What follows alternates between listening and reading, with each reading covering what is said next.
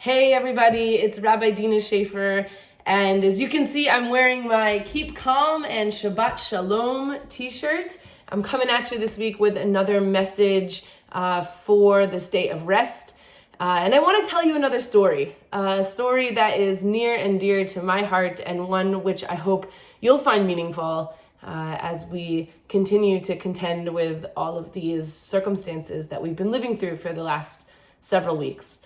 So settle in, and I hope you enjoy this story for Shabbat. This is a story about two brothers, both of whom were farmers, and together they worked the land that they had inherited from their father. The younger brother was unmarried. He lived alone at one end of the field, while his other brother lived with his wife and his children at the other end. The brothers loved each other dearly. Together they plowed and planted and harvested the wheat, and they shared equally whatever the land produced.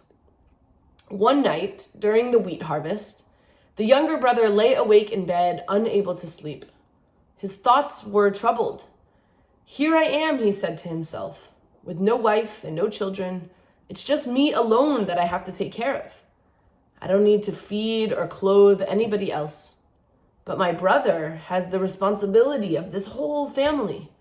Is it right that we should actually share our harvest equally? After all, his needs are so much greater than my own."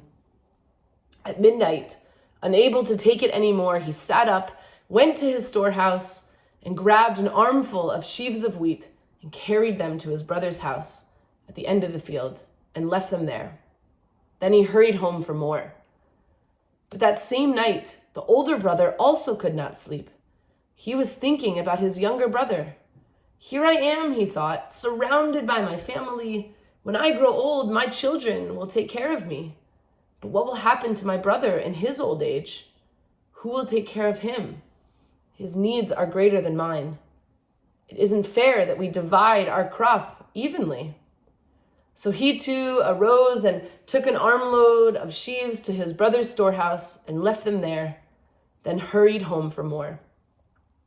Upon returning to his own storehouse, each brother was shocked to find just as much wheat as had been there before he had taken some away. Wondering how this could be possible, each man filled his arms with yet another load and journeyed back across the field.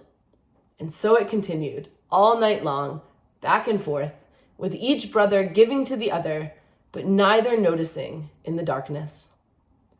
Only when the first rays of sun appeared on the horizon, as they crossed the field to the other storehouse, the brothers finally saw each other in the shadows. And suddenly they understood.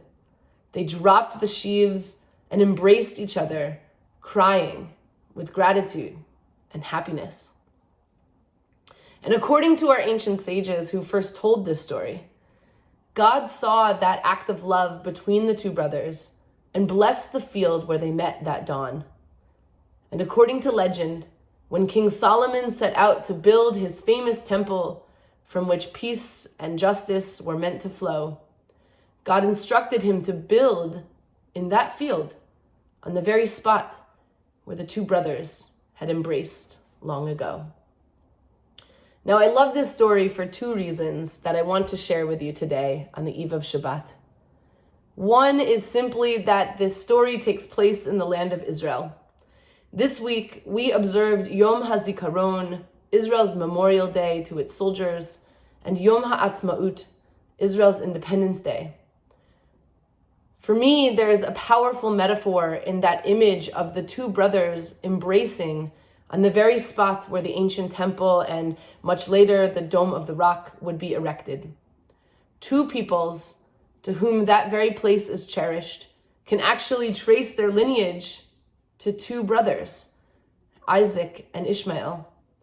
The visual of their embrace fills me with a sense of hope that that place can and will be a site of brotherly love once again, where people of different faiths and backgrounds and shared history will one day hug each other and live together in peace.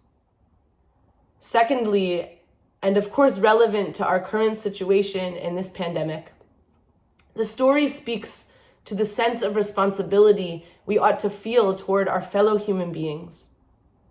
And yet, I think it's a bit more nuanced than that.